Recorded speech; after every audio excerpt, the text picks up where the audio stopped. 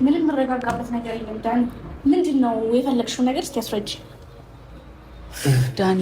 እኔ ጀስ ሰላም ለው ነው የመጣሁት። ሰላም ልትዩ ባዶ ቤት የተጎራረሳችሁ አማረኝ ብሎሽ ነው ምግብ እዚህ ያልነበረችም ምግብ በላዋተ ምናምን አይደለም ትንሽ ቤት ውስጥ ዳኒ ደው በጣም ተገናኛችሁ አመንኩ ምናምን ቢባል ቤት ውስጥ ነው የምትገናኙት።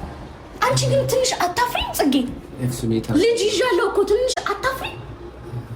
እኔ ምን ማድረግ አለብኝ ዳኒ? ምንድን ነው አልገባኝም። እስኪ አስረጅኝ። ምንድን ነው እዚህ ቤት መተሽ እየተጎራረሳችሁ ምናምን ምን እንዲፈጠር ነው የምትፈልጊው? እስኪ